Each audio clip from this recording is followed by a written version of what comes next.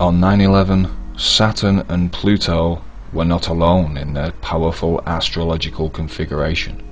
The Sun also played its magical part in the skies above the tragic scene below.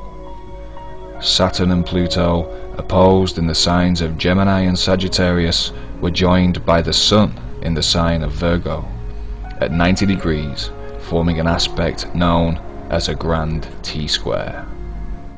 The Sun, astrologically, is said to intensify the existing aspect that it becomes part of, namely the 180-degree opposition between Saturn and Pluto, and seemingly, magically, the Sun's astrological energy intensified this already powerful aspect, creating the total destruction of the massively towering twin structures on an unprecedented scale. The astrological Sun also governs the aspect of the individual, an individual's personal power, the individual's sense of purpose, and the individual's expression of will, and as the Sun was in the sign of Virgo on 9/11, which is said to rule service to others, the individual's personal power became one of unification. The sense of purpose was to save others' lives, and the expression of will was one of self-sacrifice, with record numbers of the police, ambulance and fire services out in full force, risking life and limb, as well as general members of the public going to great lengths to save the lives of others whilst risking their own. Is this yet another example of as above so below energy playing itself out upon the world stage? Is there something else about these three planets that would suggest to us that some other force had its part to play that day?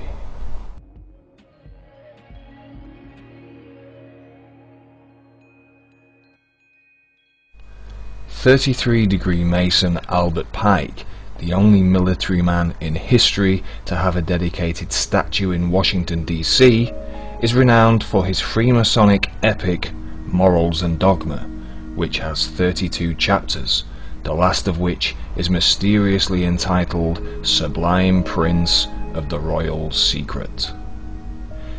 In Morals and Dogma, Pike informs the reader that the two solstices, Cancer and Capricorn, the two gates of heaven, are the two pillars. They still appear in our lodges as the two great pillars, Jachin and Boaz. The solstices are of course the extreme outer stations of the Sun when viewing the horizon over the course of the solar year. These two stations of the Sun form the northern solstice in Cancer and the southern solstice in Capricorn, and as Pike himself stated, they are represented as the two mysterious Freemasonic pillars, Boaz and Jachin. And as we have seen in previous episodes, these pillars may have been magically represented by the twin towers of 9/11. On the surface, Pike's quote presents us with a setback. The two solstices, and therefore the two pillars, are housed within, according to Pike, the two astrological signs Cancer and Capricorn, and not Gemini and Sagittarius, the signs which so accurately symbolize the qualities of 9/11. However, further on in Morals and Dogma, which coincidentally was republished in 1966, the same year that groundbreaking work began at the World Trade Center site, Pike refers to the Roman scholar Macrobius, renowned for his work entitled Saturnalia.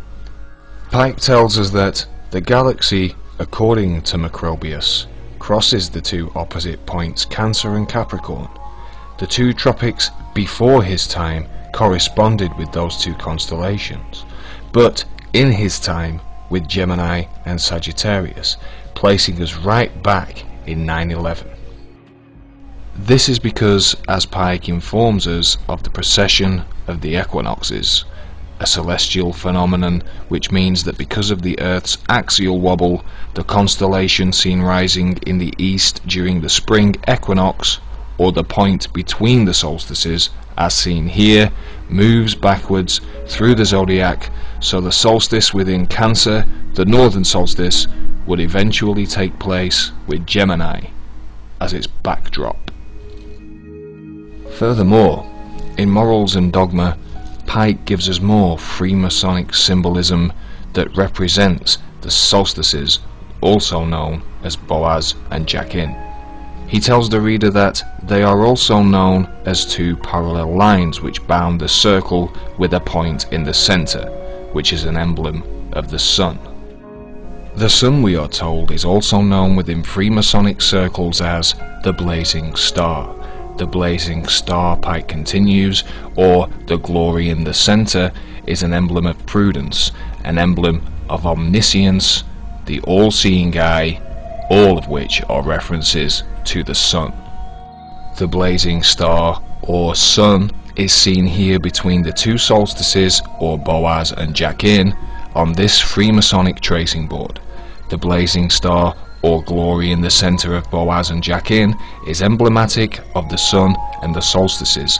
The blazing star, according to Pike, is an emblem of prudence, which astrologically is a quality of Virgo, and the sun was in the very same sign, Virgo, directly within the centre of Pike's reconsidered solstices, Gemini and Sagittarius, on 9/11/2001. Is all this just coincidence, synchronicity, magical synergy, or the evidence of some secret symbolic ritualization of the skies on 9/11? A further look at our three celestial wonders reveals more magical correlations, this time with our multi-symbolic magical map of consciousness, the Kabbalah. As we have previously noted, the spheres, or Sephira, are each ruled by a planet, and the Sun, Saturn and Pluto are once again mysteriously directly connected upon the Tree of Life, as seen here, with all three planets being directly linked by the magical pathways that connect the spheres. These pathways are each ruled by a tarot card, and the plot definitely thickens when we discover that the path that links Saturn and Pluto is the Magician, our old friend from episode 1, with his by now very familiar as above so below arm positioning. The path linking Saturn and the Sun is the Lover's card, or the tarot's representation of Gemini, the twins, the sign in which our planet of structure was placed, and the path linking the Sun with Pluto is none other than the High Priestess, guardian of the mysteries, who also sits between our old friends Boaz and Jachin. Can such direct correlations between a global catastrophic event and the world of the occult really be nothing more than mere proof of the accuracy of its teachings? Should we all believe in magic?